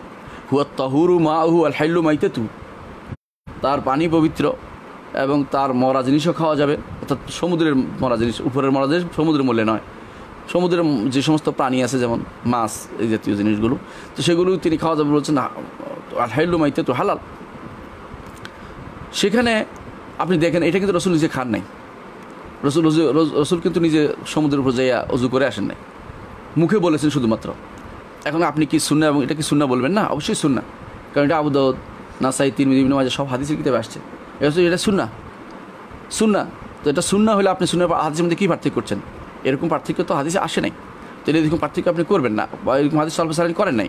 এই পার্থক্য পরবর্তীরা কেউ করেছে, আমি তো অস্বীকার করছি না, পরবর্তী এবং অনেক পরবর্তী, বিশেষ করে তারা অষ্টম নবম শতাব্দীর মধ্যে যারা আসে তারা এই পার্থক্য কেউ উল্লেখ করেছেন। এটা আসলে কোনো সত্যিকারের পার্থক্য নয়, কারণ হাদিস এবং সুন্নাহর মধ্যে মৌলিকভাবে পার্থক্য নেই। যেই পার্থক্যটা আছে একটা জিনিস, সেটা হচ্ছে হাদিস এবং সুন্নাহ। হাদিস বলতে সাধারণত কথা, কাজ এবং অনুমোদনকে বোঝায়, আর সুন্নাহ বলতে রসুলের সিরত সুরতকেও বোঝায়। অর্থাৎ রসুলের যে সমস্ত আখলাক ছিল সেগুলিও সুন্নাহর ভিতরে পড়ে। রসুল যে সমস্ত ইয়া ছিল সুন্নাহ খালকিয়া এবং খুলুকিয়া যেটাকে বলা হয়, সৃষ্টিগত যে বৈশিষ্ট্য সেগুলো সুন্নাহর অন্তর্ভুক্ত, এবং রসুলের চারিত্রিক বৈশিষ্ট্য সেগুলো সুন্নাহর অন্তর্ভুক্ত, এটা বলা হয়। হাদিস বলতে সাধারণত এগুলিকে উল্লেখ করা হয় না। তারপরে দেখা যাবে, আমরা দেখি যে হাদিসের কিতাব সেগুলিতে সুন্নাহ উল্লেখ আছে। এর অর্থ হচ্ছে হাদিস বলতে ওইটাকে অস্বীকার একেবারে নো করা হয় না, তবে এটাকে ভাগ করা হচ্ছে পরবর্তীরা মুহাদ্দিসিনরা এবং উসুলিরা ভাগ করেছে। মুহাদ্দিসিনরা সুন্নাহ বলতে পছন্দ করেন, তারা সুন্নাহ বলতে এগুলি সবগুলিকে বোঝান, আর হাদিস বলতে তারা আলাদাভাবে শুধুমাত্র যেগুলো রসুলের কথা, কাজ এবং অনুমোদনকে বোঝেন। আর যেগুলি রাসূলুল্লাহ সাল্লাল্লাহু আলাইহি ওয়াসাল্লামের চারিত্রিক বৈশিষ্ট্য এবং তার সৃষ্টিগত বৈশিষ্ট্য, এগুলিকে তারা আলাদা শামাইল নাম দিয়েছেন মুহাদ্দিসিনরা। আর অন্যরা সেটাকে যারা উসুলি আছে তারা এইভাবে ভাগ করেছে যে সুন্নাহ আমালিয়া, সুন্নাহ যেগুলো রাসূলুল্লাহ সাল্লাল্লাহু আলাইহি ওয়াসাল্লামের কথা, কাজ এবং কথা অনুমোদন, এগুলো হচ্ছে হাদিস। আর যেগুলো রাসূলুল্লাহ সাল্লাল্লাহু আলাইহি ওয়াসাল্লামের কথা, কাজ, অনুমোদন এবং সাথে সাথে তার চারিত্রিক বৈশিষ্ট্য এবং তার সৃষ্টিগত বৈশিষ্ট্য, এগুলো তারা সুন্নাত বলে থাকেন। এটা একটা অতিরিক্ত জিনিস, যেটা পার্থক্য, এটার মধ্যে আমলের ক্ষেত্রে কোনো পার্থক্য হয় না। এই জন্য যারা আহলুস সুন্নাহ তারা আসহাবুল হাদিস, যারা আসহাবুল হাদিস তারা আহলুস সুন্নাহ। এই সুন্নাহর মধ্যে পার্থক্য করা যায় না। এগুলির মধ্যে পার্থক্য করার অর্থ হচ্ছে আমরা বিভ্রান্তি ডেকে আনা, এটা যেন কখনো না করি। যারা এগুলি করবে তারা আসলে ভুল পথের উপর আছে। এই জন্য কোনো সালফে সালেহীনকে আপনি দেখবেন না তারা সুন্নাহ এবং হাদিসের মধ্যে পার্থক্য করে নাই। তারা হাদিসের কিতাবে সুন্নাহ নিয়ে আসছেন, সুন্নাহর কিতাব দিয়ে হাদিস নিয়ে আসছেন, এরা এর মধ্যে কোনো পার্থক্য করে নাই। এবং এটা দ্বারা এটাই বুঝতেন। রাসূলুল্লাহ সাল্লাল্লাহু আলাইহি ওয়াসাল্লাম হাদিস বর্ণনা করেছেন, দেখেন রাসূলুল্লাহ সাল্লাল্লাহু আলাইহি ওয়াসাল্লাম হাদিস বর্ণনা করেছেন, এগুলি সুন্নাহর কিতাবে নিয়ে আসছে। রাসূল হাদিস বলেছেন, মান হাদাসা আন্নী হাদিসান ওয়ারা আন্নাহু কাযাবা ফিহি ফাকাত ফালিয়াতাবা মাকআদাহু মিনান নার। যে ব্যক্তি জেনে শুনে আমার উপর কোনো হাদিস বর্ণনা করবে এবং সে দেখে যে মিথ্যা বলছে, জাহান্নামে যেন তার বাড়িঘর করে নেয়। হাদিসে আসছে, এটা হাদিসের সুন্নাহ, এটা কারণ এটা হাদিসের সুন্নাহর কিতাবে আসছে। সুতরাং এইগুলির মধ্যে এই জাতীয় পার্থক্য যারা করে থাকেন তারা সঠিক কাজটি করেন না। এগুলি হচ্ছে পরবর্তীতে বিভিন্ন বানোয়াট কাহিনী, কর্মকাণ্ড, এগুলির মাধ্যমে তারা যে জিনিসটা করতে চাচ্ছে সেটা হচ্ছে রাসূলুল্লাহ সাল্লাল্লাহু আলাইহি ওয়াসাল্লামের সুন্নাহ উপর আমল করে কিছু হাদিসের উপর আমল করবেন, কিছু হাদিসের আমল ছাড়বেন, এই বুদ্ধি করে তারা হাদিসের সুন্নাহর মধ্যে পার্থক্য করে থাকেন। না, রাসূলুল্লাহ সাল্লাল্লাহু আলাইহি ওয়াসাল্লাম যা এসেছে, সুন্নাহ নাম দেওয়া হোক বা হাদিস নাম দেওয়া, আপনি যেটাই দেন না কেন, তার কথা, কাজ, অনুমোদন, তার চারিত্রিক বৈশিষ্ট্য, সৃষ্টিগত বৈশিষ্ট্য যদি আমাদের আমল করার মতো কিছু থাকে, সবগুলি আমল করতে হবে, সবগুলি মেনে নিতে হবে, কোনোটাকেই বাদ দেওয়া যাবে না, কোনোটাকেই হাদিস বলে কথা বলে বাদ দেওয়া যাবে না, সবগুলিকেই আমলযোগ্য হিসেবে মনে করতে হবে। যে নাম আপনি যেটাই দেন না কেন আমল করতে হবে। আপনি হাদিস এবং সুন্নাহ যে নামে দেন না কেন, হাদিস এবং সুন্নাহর মধ্যে এই পরিভাষিকগত এই পার্থক্যটা আসলে আমরা পরবর্তীদের মধ্যে দেখেছি, কেউ করেছেন, খুব কম লোক, কিন্তু এটা হচ্ছে বর্তমানে খুব প্রচলিত একটি ধারা, প্রচলিত একটি নাউজুবিল্লাহ। এই জন্য এটাকে মানা যাবে না, কখনো নয়। সুন্নাহ এবং হাদিসের মধ্যে মৌলিক কোনো পার্থক্য নির্দেশ করা যাবে না।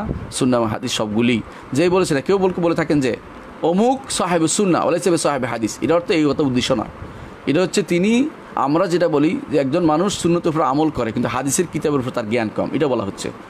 এইটা বলা হচ্ছে, এইটা উদ্দেশ্য এখানে বলা হয়ে থাকে। সুফিয়ান ইবনে উয়াইনা, মালিক এবং আরেকজন সম্পর্কে, তিনজন সম্পর্কে, আউজাঈ সম্পর্কে জিজ্ঞাসা করেছে অমুক কি অমুক কি অমুক কি। তো একজন উত্তর দিচ্ছেন যে অমুক হচ্ছেন সাহেবুস সুন্নাহ, অর্থাৎ তিনি বুঝেন, তিনি জিনিস বুঝেন, তবে হাদিসের ক্ষেত্রে তার অবদান কম। আরেকজন হচ্ছে সাহেবু হাদিস, অর্থাৎ হাদিস নিয়ে গবেষণা করেন। আরেকজন হচ্ছে তিনি এরকম, এভাবে তিনি বলেছেন, অর্থাৎ এক একজন এক এক গবেষণার ফিল্ডকে আলাদা করা হচ্ছে। সেটাতে তিনি আমল, এটা বুঝেন, আমল করেন, এটাকে তারা সাহেবুস সুন্নাহ এটা উল্লেখ করেছেন যে তিনি আমল বেশি করেন, তিনি বেশি বেশি করে কাজ করতেন, যেটা হাদিস যেটা পাইতেন এটার উপর আমল করতেন। কিন্তু হাদিসের যে ধারা, যেটা হাদিস সংরক্ষণের ধারার মতো কাজ, হাদিস একজনের কাছে প্রচার করে বেড়ানো, কথা বলা, বর্ণনা করা, যেটা রাসূল সাল্লাল্লাহু আলাইহি ওয়াসাল্লাম দোয়া করেছেন যাদের জন্য, নাদারাল্লাহু ইমরান সামা মিন্নি মাকালাতান ওয়াহা ওয়া আদ্দাহা কামা সামিআহা ফারুব্বা হামিল ফিকহিন গায়রু ফাকিহ রুব্বা হামিল ফিকহিন ইলা মান হুয়া আফকা মিনহু। আল্লাহ তাআলা তার চক্ষু, তাদের মুখকে শুভ্রোজ্জ্বল করে দেন যারা আমার হাদিসকে শুনবে, তারপর সেটা পৌঁছে দিবে। এই জাতীয় পৌঁছতে পারেন, অর্থাৎ এত বড় হাদিসের খাদেম হিসেবে বিবেচিত হয় না, এটা বলা উদ্দেশ্য, এটা বলা উদ্দেশ্য। কিন্তু তিনি ফেক দিয়েছে, অর্থাৎ তাকে আরও বড় উদ্দেশ্য যে তিনি আমলি জিন্দিগিতে খুব বেশি আমল করেন, একটা হাদিস পাইলে আমল শুরু করে দেন, তিনি হাদিসের জমা করা চিন্তা করেন নাই, এটা হচ্ছে এই কথা বলা উদ্দেশ্য। এখানে কখনো পার্থক্য করা মূলত উদ্দেশ্য না। কেউ কেউ এটা তারা ভুল বুঝতে পারেন, যে এটাকে এটা এই সন্দেহটাকে আমরা চেষ্টা করলাম যে এটাকে বুঝাতে, যে এটা সন্দেহ, এটা ভুল মূলত হাদিস এবং সুন্নাহ একই দিন কোনো পার্থক্য নাই। কেউ যদি এইভাবে পার্থক্য করেন যে এটা আমল করা যাবে হিসেবে সুন্নাহ, যদি আমল করা নাই এটা হাদিস, তাহলে ঠিক বলেন এই কথাটা, এটা কখনো ঠিক হতে পারে না। আপনি এটাতে উদাহরণ দিলেই বুঝবেন। রাসূলুল্লাহ সাল্লাল্লাহু আলাইহি ওয়াসাল্লাম তিনি দাঁড়িয়ে পেশাব করেছেন, এটা কি সুন্নাহ না আমল? যদি কোনো দ্বারা বলে আমলি হতো, আমলি হয়ে যায়, তাহলে সবাইকে দাঁড়িয়ে পেশাব করা শুরু করে দিব। হ্যাঁ, নিষেধ নাই। যদি কোনো কারো অসুস্থ থাকে, যে অবস্থা থাকে, যে অবস্থা রাসূলুল্লাহ সাল্লাল্লাহু আলাইহি ওয়াসাল্লাম ছিল, তাহলে সুন্নাহর উপর আমল করতে হয়। তাহলে হাদিস এবং সুন্নাহ দুটোর উপর আমল করতে হবে, কোনোটাকে বাদ দেওয়া যাবে না। এটা আশা করি আপনার বুঝে আসছে। এবং দুইটার মধ্যে মৌলিক কোনো পার্থক্য আসলে নেই, শুধুমাত্র নামগত পার্থক্য। আমরা এই জন্য দেখবেন, যেখানে দেখবেন সুন্নাহ, সেখানে বলা হয়েছে ইউকাল্লাহুল হাদিস, ইউকাল্লাহুল খবর, এরকমও আছে, উল্লেখ আছে, আমাদের আলেমের হিসেবে উল্লেখ করেছেন। সুতরাং এই পার্থক্যটা আসলে কোনো মোস্তালাহাত পার্থক্য, ইস্তেলাহি পার্থক্যটা, এটা আমাদের যারা মোস্তালাহ কিতাব লিখেছেন তারা করেননি, পরবর্তীরা কেউ কেউ তার মন মতো করে এই ব্যাখ্যাটা করেছে। আমার একটি প্রশ্ন ছিল, যদি কোনো ব্যক্তি আজকে একটি সম্পত্তি 1 লাখ টাকা দিয়ে কিনতে পারে, তবে সে না সম্পত্তি কিনে কাউকে সে অর্থ ঋণ দিল, এই সত্ত্বে যে 5 বছর পর সেই সম্পত্তির সমমানের টাকা তাকে দিতে হবে, এক্ষেত্রে কি সেটা হারাম হবে? জি, সেটা হারাম হবে এবং সেটা সুদ হবে, হারাম হবে এবং সুদ হবে। ঋণ দিয়ে 1 টাকা বেশি নেওয়া হচ্ছে সুদ। আপনি সেরকম 5 লাখ টাকার 5 বছরের পরে এটার কোনো কথা নেই। আপনি একটা সম্পত্তি কিনলে আপনি ব্যবসা করছেন, কেনা বেচা জায়েজ। আল্লাহ বলছেন আহাল্লাহুল বাই'a ওয়া হাররামার রিবা, আহাল্লাহুল বাই'a ওয়া হাররামার রিবা। আল্লাহ তাআলা বেচা কিনাকে করেছেন হালাল এবং সুদকে করেছেন হারাম। আপনি যদি কোনো জমি কিনেন, জমির দাম বাড়তেও পারে, কমতেও পারে, বেশিরভাগ সময় বাড়ে, আবার দেখবেন যে বেচা হয় না, তখন আপনি দুঃখ করে কমও বেচতে হবে আপনাকে বিপদে পড়লে। সুতরাং আপনি সেখানে যদি আপনি ব্যবসায় করতে চান, জমি কিনে রাখেন, আরেকজনকে যদি দেন, তাহলে আপনার সাথে তাদের মোদারাবে আসেন, মুশারাকে আসেন, অথবা তার সাথে অন্য কোনো একটা মুডে আসতে হবে, যে মুডটা শরীয়ত অনুমোদিত, তাদের মধ্যে বাই মুআজ্জাল করেন, অথবা মুরাবাহা করেন, এই জাতীয় যেগুলো শরীয়ত আছে, অথবা হায়ার পার্সেস আন্ডার শারিকাতুল মিলক যেটাকে বলা হয় আল ইজাল মুনতাহিয়া বিতামলিক, এটা হতে পারে। এই জাতীয় জিনিসগুলোতে আপনি আসতে পারেন, যেগুলো বিভিন্ন মুড আছে, শরীয়তের মুডের বাইরে আপনি কোনো নতুন মুড চালু করতে পারবেন না। আপনার অনেক লাভ হতো, 5 বছর পরে সম্পত্তির সম্মানে টাকা দিতে হবে, এটা পুরোটাই সুদ। 5 লাখ টাকা দিয়ে 1 লাখ টাকাও বেশি নেই, 1 টাকাও বেশি নেওয়া যাবে না, দিলে সুদ হবে। এখন সে যদি কোনো দেওয়ার সময় আপনার শর্ত নাই, কিছু নেই, যদি আপনাকে বেশি দেয়, এটা আপনি নিতে পারবেন, কারণ এটা শর্তের সাথে সম্পৃক্ত না, অর্থাৎ সেটা আপনার খুশি হয়ে দিয়েছে, তার অনেক লাভ হয়েছে, এই জন্য আপনাকে দিছে, এটা নিতে পারবেন। কিন্তু যদি কোনো শর্ত থাকে অথবা আশা থাকে যে দেখ সে বেশি করে, তাহলে সেটা সুদ এবং সেটা হারাম হবে।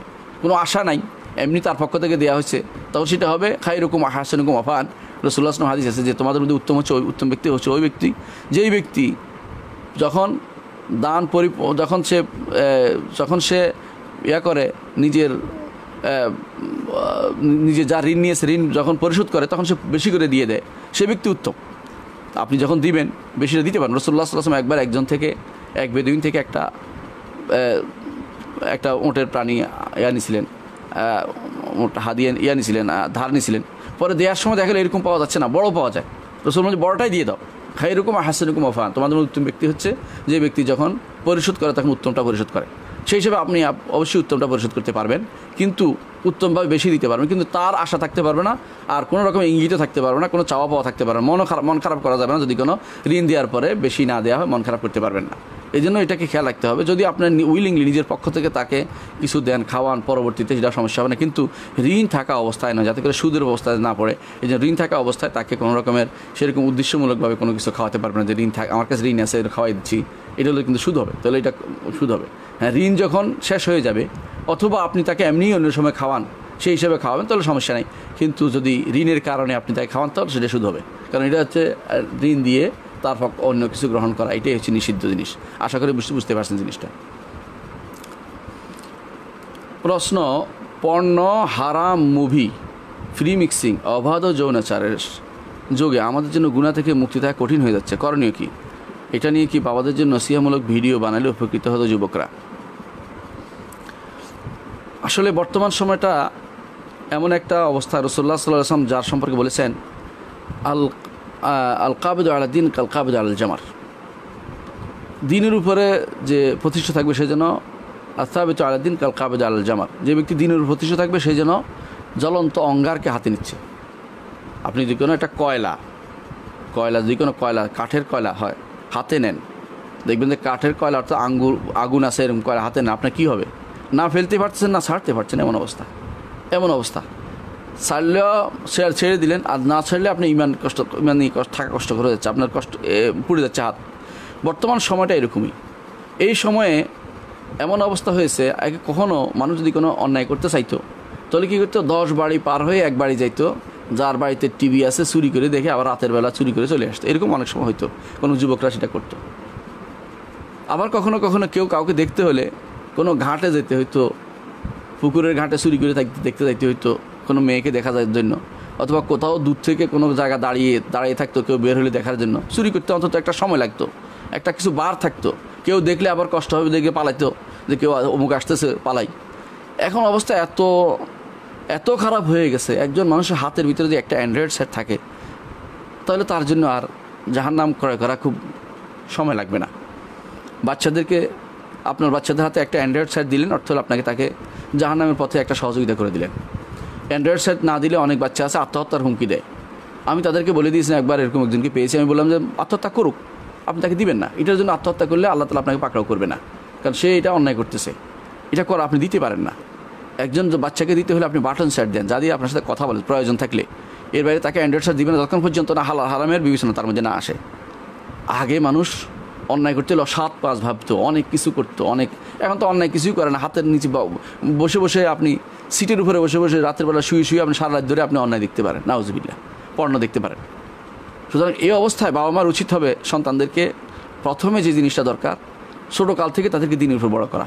রাজুল নাশা ফি ইবাদাতিল্লাহ, রাসূলুল্লাহ সাল্লাল্লাহু আলাইহি ওয়াসাল্লাম বলেছেন, এমন লোকের, এমন যুবক আরশের নিচে ছায়া পাবে যে যুবক আল্লাহর ইবাদতে বড় হয়েছে, আল্লাহর ইবাদতের বড় হয়েছে, অন্যায় করে না, এরকম ইবাদত বড় হয়েছে, অন্যায়ের মধ্যে প্রবৃত্ত হয়নি।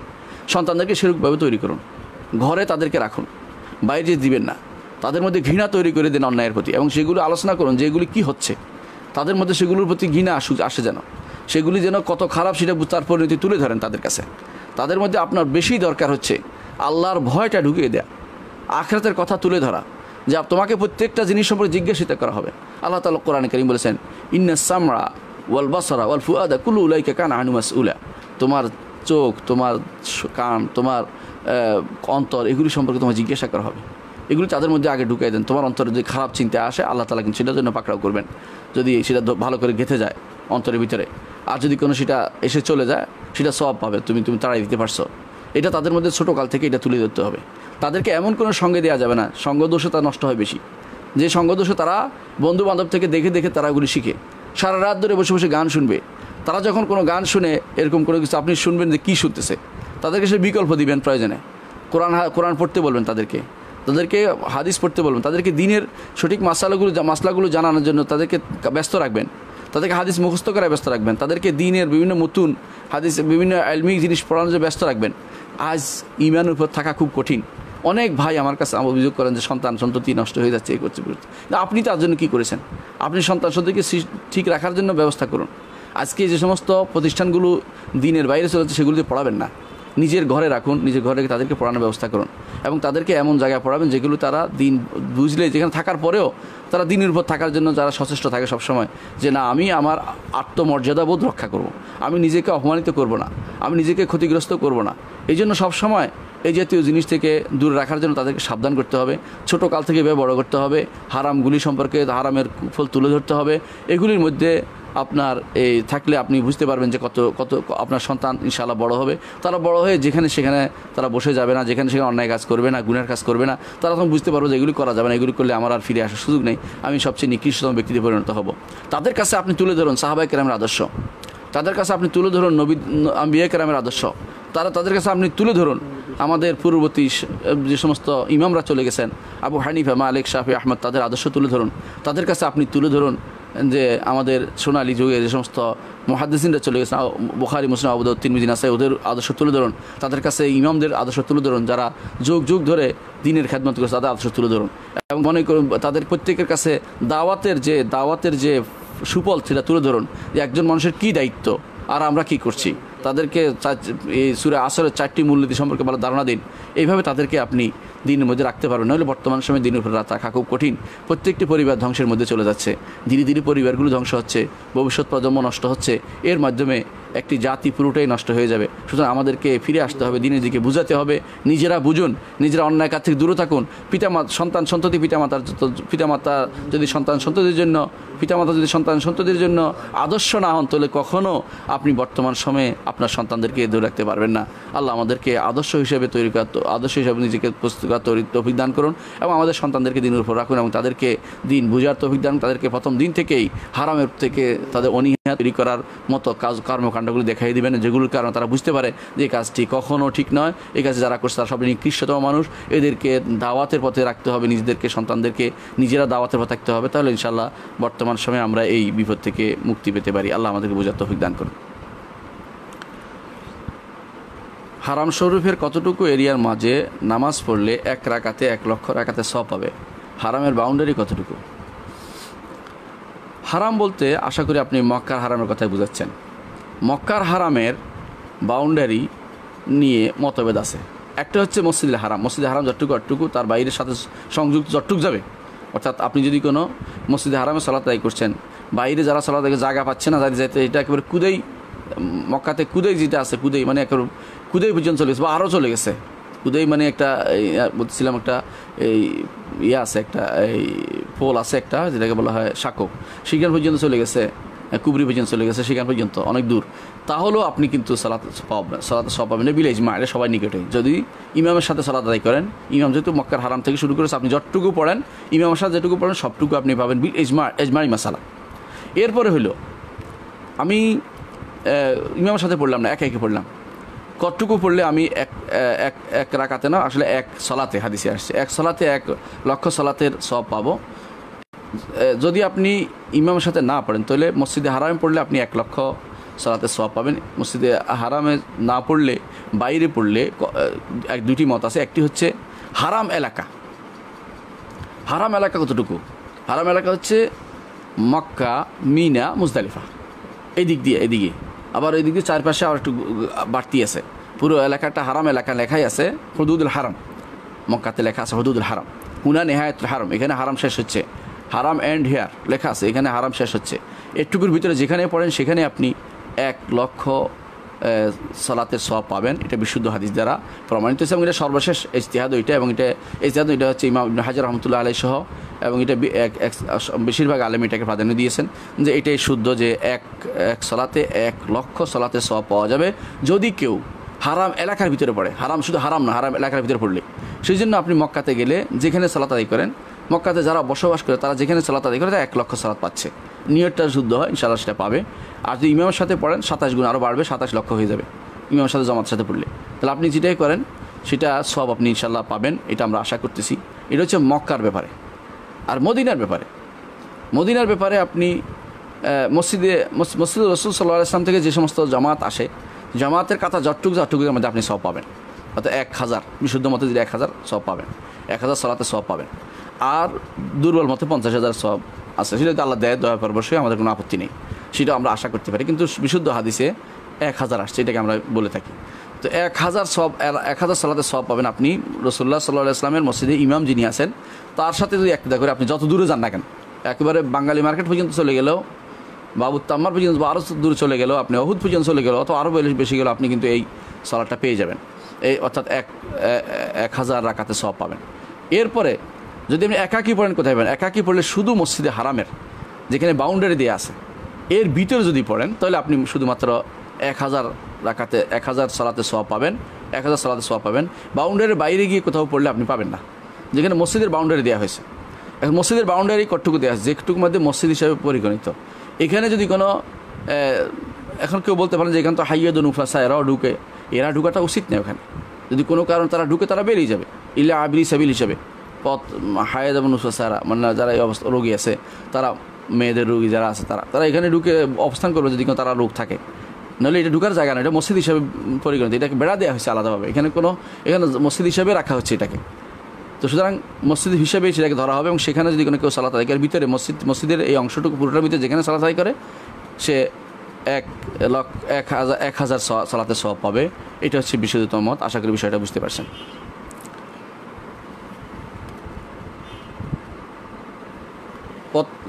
পরবর্তী প্রশ্ন হচ্ছে, পত্রপত্রিকায় সাক্ষাৎকারে অশ্লীলতা ছড়ানো অভিনয় শিল্পী পরিচালকরা দাবি করেন তাদের চলচ্চিত্র অশ্লীল নয়, সাধারণভাবে আমরা শুধু নগ্নতাকে অশ্লীলতা মনে করি। আমার প্রশ্ন হলো, ইসলামী দেশে অশ্লীলতা কাকে বলে এবং কোনগুলো অশ্লীলতা? শ্লীল এবং অশ্লীল আপনি বুঝতে পারেন। শ্লীল অর্থ হচ্ছে সেই জিনিসটা শরীয়তের দৃষ্টিতে অনুমোদিত, সেটা হচ্ছে শ্লীল। শ্লীলতা হানি আপনি বুঝতে পারেন, অর্থাৎ যেটা অন্যায় নয় সেটা হচ্ছে শ্লীল, বা সেটা গ্রহণযোগ্য। যেটা অন্যায় যেটা এটা অশ্লীল, সেটা দৃষ্টিকটু। অনেকের কাছে দেখতে দেখতে এটা দৃষ্টিকটু আর মনে হয় না, এটা সমস্যা। চোখ নষ্ট হয়ে গেছে, তাদের রুচি নষ্ট হয়ে গেছে। একটা মেয়েকে আপনি যদি কোনো চেহারা সহ দেখেন, নাচতে দেখেন, গান গাইতে দেখেন, দৌড়াইতে দেখেন, এটা এর চেয়ে অশ্লীলতা আর কী হতে পারে বলেন তো? একটা পুরুষকে যখন দেখেন একজন নারীর হাত ধরে নাচতেছে, তার মাহারাম নয়, অথবা মাহারাম হইলেও হাঁটাহাঁটি করতেছে, তার সাথে চলাফেরা করতেছে, বসতেছে, আড্ডা দিতেছে, একান্তভাবে বসতেছে, বিভিন্ন অঙ্গভঙ্গি করতেছে, আপনি কি বুঝেন এগুলি দিয়া? এগুলি অশ্লীলতা তো কোনটা অশ্লীলতা? আসলে সমস্যা হচ্ছে আমাদের সমাজ আজ অশ্লীলতা জিনিসটাই বুঝে না, কারণ দেখতে দেখতে তাদের কাছে গা শোয়া হয়ে গেছে। আরবিতে একটা প্রবাদ আছে, ইজা কাসুরাল ইমসাস কালাল এহসাস। কোনো কিছু ধরতে ধরতে একসময় সেটা অনুভূতিশূন্য হয়ে যায়। আজ অনুভূতিশূন্য হয়ে গেছে আমাদের সমাজে। আপনি একটা মেয়ের দিকে তাকাবেন, কোন কিতাবে আছে আপনাদের মেয়ের দিকে তাকানো? আল্লাহ যেখানে বলছেন কুল্লিল মুমিনিনা ইয়াগুদ্দু মিন আবসারিহিম, পুরুষদেরকে বলো তারা যেন, ইমানদার পুরুষদেরকে বলো তারা যেন তাদের চোখ নিচু করে।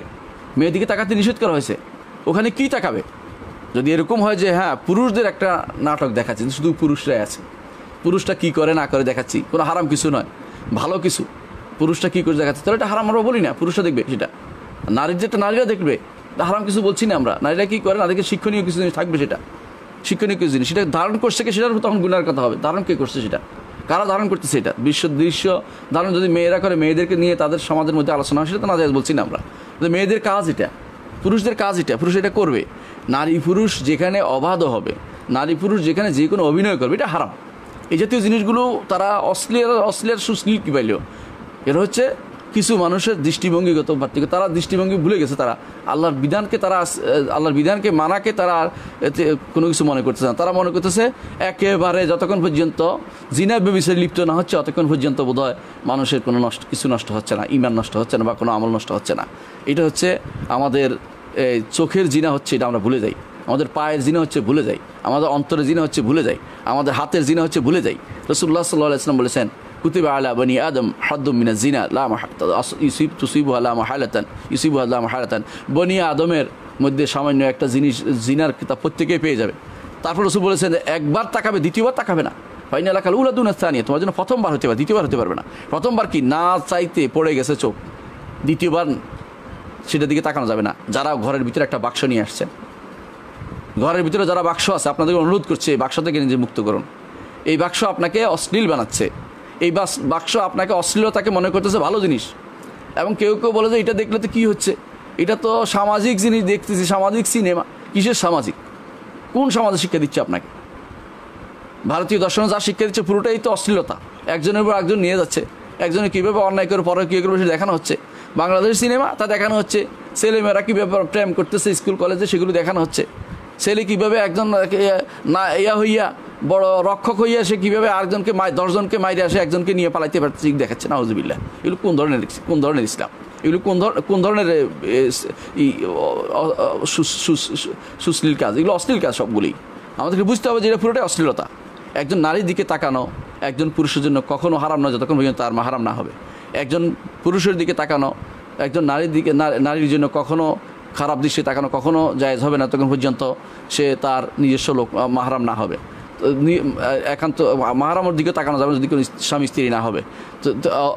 তাহলে কী জন্য ঘরের ভিতরে আপনি যখন বাক্সা নিয়ে আসছেন আপনার স্ত্রীর জন্য জিনার ব্যবস্থা করে দিয়েছেন, আপনি আপনার সন্তানের জন্য জিনের ব্যবস্থা করে দিয়েছেন, আপনি নিজের জন্য জিনের ব্যবস্থা করে দিয়েছেন। চোখের জিনা আপনার হতেই থাকবে, চোখের জিনা থেকে মুক্ত হতে হবে আপনাকে। যেটা একবার পড়ে যায় অফিসে আদালতে রাস্তাঘাটে সেগুলোর জন্য ধরতে হয় না, কারণ সেগুলি ইচ্ছা করে কেউ অন্যায়টা করছে না। সেটা তো একটা পাবলিক প্লেসের কথা আমরা বলছি না, বরং যেখানে আপনি ঘরের ভিতরে ঢুকে নিয়ে আসছেন অর্থ হচ্ছে আপনি একটা অন্যায় কাজ করছেন। এবং এর কারণেই যত অত্যাচার অনাচার যে সমাজে যে সমস্ত গুলি তৈরি হচ্ছে সবই এই সমস্ত বাক্স এই যে হারাম কাজের যে এগুলো আজ তুলে উঠছে, যেগুলি সিনেমা নাটক এই সমস্ত জিনিস দিয়ে আমাদের ঘরগুলি আজ পরিপূর্ণ করে দেওয়া হচ্ছে। এবং এগুলির মাধ্যমে এরপরে ইসলামের কথা সেখানে বের হবে কী করে? এরপরে বাবার অবাধ্য হবে সন্তানরা, এবং সন্তানরা আছে তা ইয়াবাখোর হবে, এবং সন্তানরা ডিপ্রেশনে ভুগবে। সন্তানদের দেখতে মনে হবে যে এরা তো মৃগী রুগী, এরকম চলতে থাকবে। ঢাকা শহরে যা অর্ধেক ফলাবান আছে মৃগী রুগী হয়ে গেছে এগুলো দেখতে। কারণ তারা দেখে বাবা মা শুধু অন্যায় করে যাচ্ছে, এক একজন এক এক জায়গায় অন্যায় করে যাচ্ছে, অশ্লীল কাজের দুনিয়া ডুবে যাচ্ছে। সেখানে আপনি এই জিনিস থেকে বেরিয়ে দিনের দিকে ফিরে আসুন। এগুলি আসলেই তারা যা মনে করতেছে কথাটা ঠিক নয়, যে যতক্ষণ পর্যন্ত নগ্ন না হবে, যতক্ষণ পর্যন্ত হাত ধরাধরি না হবে, ততক্ষণ পর্যন্ত অন্যায় কাজে সরাসরি প্রবৃত্ত না হবে, ততক্ষণ পর্যন্ত এটা শ্লীল থাকবে না, কখনো না। সেই সমস্ত নারীর দিকে তাকানো আল্লাহ আপনাকে জায়েজ করেন নাই। হিন্দু হোক মুসলিম হোক, কারো মুসলিম নারী হোক, কোনো নারীর দিকেই তাকানো আপনার জন্য জায়েজ নয়। যারা বলে যে অমুসলিম নারীর দিকে বসে অমুসলিম নারীদের সাথে বসে গল্প করা যাবে, এরা মিথ্যাচার করতেছে, শরীয়তের কথা নয় এটা। তারা নিজেদের হীন স্বার্থ চরিতার্থ করার জন্য শরীয়তের ব্লেম দিচ্ছে, মিথ্যা কথা বলতেছে। কোনো নারীর দিকেই তাকানো শরীয়ত অনুমোদন করে নাই। সেটা মুসলিম কোনো নারীর দিকে তাকানো কোনো পুরুষের জন্য অনুমোদন করে যতক্ষণ তার মাহরাম না হয়, তার দিকে শুধুমাত্র তাকাতে মাহরাম ছাড়া আর কারোর দিকে তাকানো জায়েজ মনে করে না, জায়েজ নয় শরীয়তে। এটা আমাদের মনে রাখতে হবে। আল্লাহ আমাদেরকে বুঝার তৌফিক দান করুন।